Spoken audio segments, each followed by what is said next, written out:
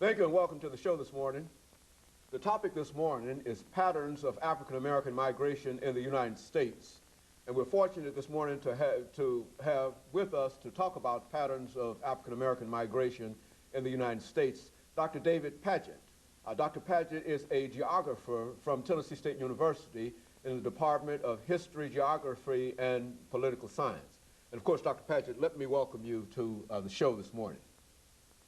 And to tell you how delighted, Dr. Padgett, we are to have you with us, and to remind you that you've been with us on another occasion, and I think you gave us some excellent information about the census of 2000. And so what we'd like to do today is to talk about not only the census of 2000, but to be specific in terms of dealing with African Americans and the various censuses, and to have you to deal with that information under what we call patterns of African American migration in the United States. But before we do that, Dr. Padgett, let's have you to give us some information about Dr. David Padgett, to have you give us some information about your background, your education, and some of the things that you believe to be important and eventually leading you to where you are today. And then we'll get into some of the other areas. Yes, so I'm just completing my second year at Tennessee State University. I previously taught at Oberlin College and also Austin Peay State University.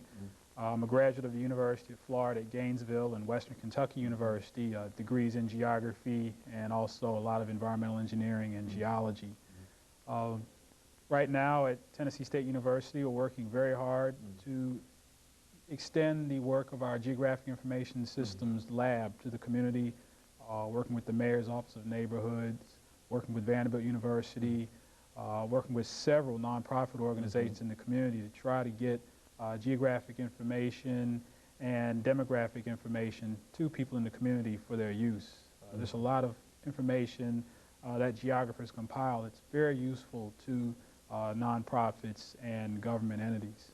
Very good. You know, Dr. Padgett, I think one of the things that many people don't understand has to do with the topic that we're dealing with today, dealing with what we call patterns of African American migration. And what I'd like for you to do is to look at the African American population in the United States from its earliest beginning, to talk about the movement of that population from certain areas to other areas, and at the same time to give us what you have already indicated, geographical information about it, the kind of information that only geographers have dealing with this. And I think that if we could do it that way, then we'll be able to broaden the show today. Okay. Let's do it from that perspective. Okay, well, first of all, obviously, in terms of migration, the migration that we're mostly familiar with in terms of people of African descent is forced migration. However, there is evidence that has been compiled by Dr. Sheikh Anta Diop and Ivan Van Sertima that Africans migrated without force to the Americas from about the year 800 BC. That was mostly in Central and South America. In terms of North America, of course, we first begin to see Africans in the Americas beginning in 1619 is the normally established date.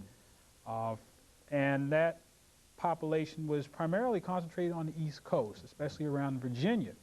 And so the first migratory pattern of Africans actually was toward the South and the West, which approximately followed the expansion of the cotton industry. So as the cotton belt expanded westward, African people went with it. And so by the time we got to the, I guess, the height of the slavery era, we had nearly 99% of people of African descent living in what is recognized as the South. And of course, they were there for the purposes of agriculture or the labor portion of the agricultural economy of the South. In other words, the